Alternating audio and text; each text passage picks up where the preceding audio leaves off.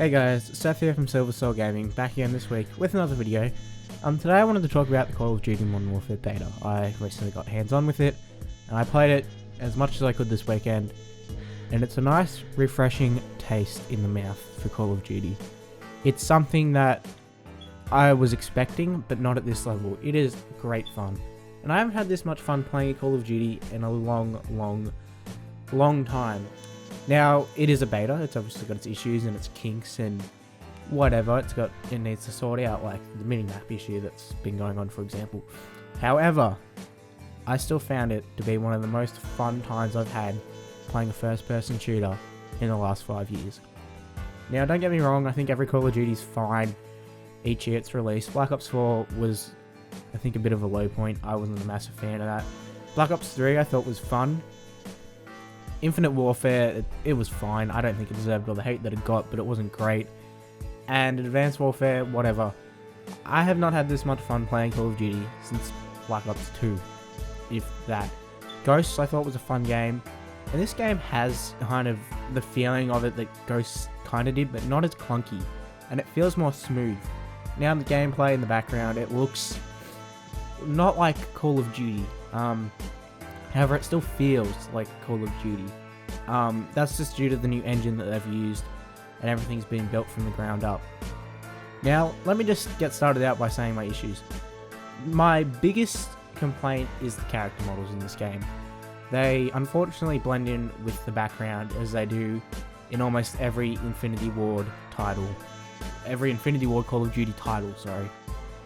Many of the characters are hard to see inside, and this game really embraces using a PowerPoint and, sticking to those chokeholds where the enemies spawn. I think that's the biggest way to play this game and the best way. But it's even harder to, retaliate against when you're at the spawn and you can't even see the person in the window because their character model blends in with the background just too easily. That is frustrating. And I think they really need to revise their character models. Now, originally with the minimap issue that everyone's been complaining about, I was for not having a minimap. I think that it was an interesting take. I thought that it might be refreshing.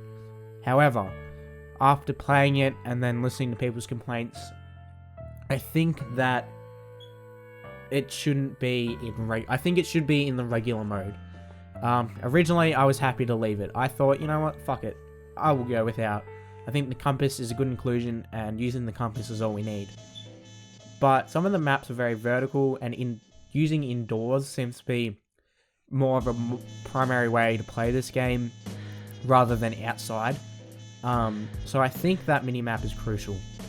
It is needed. I was originally for it not being in the game, but I think it is needed. I know they took it out for realism, but the people that want that realistic approach to a first-person shooter can play the new realism mode that has no HUD, no mini-map, and, you can't even tell who you've killed because it's very full-on, and it can be it's very realistic. I played it myself, and I found it hard, but at the same time, enjoyable. And it is really gritty, and it feels different without that HUD, or even the kill feed of when you don't even know when you've killed someone. And there's no hit markers, no points, nothing. The only thing that shows up is if you get a UAV. That's the only time you get something on the HUD. Which I think is interesting. That mode I thought was fun. I think it's going to have its own little set of players, like the hardcore group. And I think it could be in future titles. But I don't know, because Infinity Ward are really pushing for realism in this game. So I don't know how it'll go in future titles that Treyarch make. So, I don't know. It could be interesting. But anyway, back to the point. I'm all for the minimap being back, and they did include it after the first day with complaints coming in, and it is better with it. It doesn't show any, shots, or there's no red dots that pop up unless you get a UAV. You have the compass for that, which I think is way more better, rather than having a minimap. And it's just more helpful overall. And now, obviously, with this being a beta, it's got its weird little issues. I didn't experience too much connection issues in the actual game. I don't think I experienced any lag ever, really. I had a really good connection. However, loading times are bad. Now, originally in the alpha, I had issues with loading times really badly, where the round would start and I would just be stuck on black screen. Or I'd load in, but I wouldn't be able to move and I'd just be stuck there for the first 10 seconds of the match, which is really important to a 2v2. In this game, there was a few times where I used the kill streaks where the camera got stuck on a certain part and then it only came back after a few seconds. Or I'd go to skip a kill feed, like a kill cam, sorry, and it just had a weird little glitch where it got stuck on the screen. But that's because it's in beta. It's obviously not going to be great with that kind of stuff. It will be obviously improved. I reckon by next week it will be further improved heaps. So that's fine. I don't have an issue with those kinds of glitches. Connection was fine for me. I know some people in America had those issues. Personally, I didn't show any issues here in Australia. But really, those were the main issues I had with the game. Personally, I didn't have much else that was complaining about. There was a few little bits here and there, but that's because it's in beta, and we just didn't get access to all the stuff I would have liked to have access to test out with like their new way of doing certain ways. Like they're called field upgrades is what they're called, and it's like you get dead silence, you get stopping power, you get an ammo box, a shield, all that kind of stuff. I would have liked more access to that stuff to test it out, but I'm fine with not having it. The level cap was low at the start, and I got to level 10 pretty quickly, and then I got to level 20 again very quickly when they upped the level cap. And then I also maxed out nearly every gun in the game, except for some of the LMGs and the sniper rifles, which I don't really use. I maxed out a few of the pistols even in this game. But let's get on to the positives. What did I actually like in this beta? What do I like about the new Call of Duty? And let me just start off by saying the TTK is excellent. The time to kill is probably the best it's ever been in any Call of Duty in this game. I think it is great, and it does not need to be touched at all. And every gun in this game is a viable option. No guns in these games seem to really overpower. However, we didn't get access to every single gun, so I don't know how guns that you unlock later in the full game or in the next beta that they show us how they're going to play. But everything seemed to, every gun in this beta. The LMGs are a little trash, but I think they can be a viable option if you choose to do that chokehold, like I was talking about before. So they may be a viable option in this game eventually. Shotguns are massively improved in this version. I actually found myself using the shotgun quite a bit, and I got that to max level, well, the max level that I could, extremely quickly. Assault rifles are great in this game. M4A1 is dominating, I think, out of all of them. And then the SMGs are actually quite good, but I'd say they're not as powerful as they are in the titles.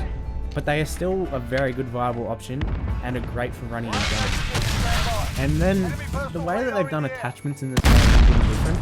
You always have 5 attachments available and a perk that you can pick at any time that takes up an attachment slot.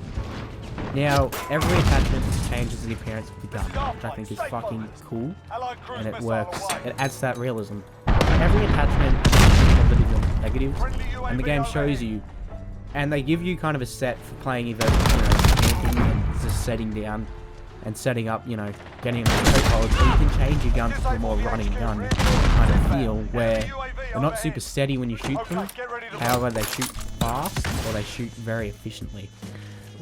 And they have a lot of mobility to them. Like the M4A1, for example, you can choose a very heavy barrel, and it will increase your, you lose mobility, yet you increase your range and your steadiness of your gun, which is perfect for long ranges, and it's even a viable option for running your gun in my opinion. But then you can change it to a short barrel, which I thought was really good for the nighttime modes in this game, which is fun. They are fucking awesome. Using that night vision, and then you actually take it off and you can't even see a fucking thing. That was sick. But you change that to a short barrel, and then all of a sudden you've almost got like an SMG. And if you combine that with an angled grip and a lightweight stock, you've got a fucking fast gun that can, an assault rifle that's essentially an SMG. And that goes for almost every gun in this game. The AK-47 can be turned into an AK-74U, sorry. which is interesting. We can't do that in the beta at the moment. I don't know if there ever will be at in the beta, but I've heard from people who played the game when there was the open, like when people wanted to play it, wherever the fuck they played it, there was a perk or an attachment, I think, that took away your stock and gave you an AK-74U, which I think is interesting. But overall, I was really impressed with how every gun is a viable option. Something in past titles we haven't seen. In the past titles, I felt that every gun has been dominated by the SMG category, and really no other gun could compete with any of the SMG. Specifically in like the Black Ops titles, that was a major issue that I found personally, and everyone just used an SMG and running gun. So this time around, camping and just sitting and holding place is a much more viable option than compared to previous Call of Duties. So far in gunning, I feel that this game will satisfy all different kinds of Call of Duty players and won't just cater to the one type, like I feel Treyarch have been doing with Black Ops lately, where it's all just been running and gunning. Yeah, that's really all I have to say about the beta, or the first weekend of the beta. So make sure you guys go check us out on Twitter, over at Silver Soul Gaming.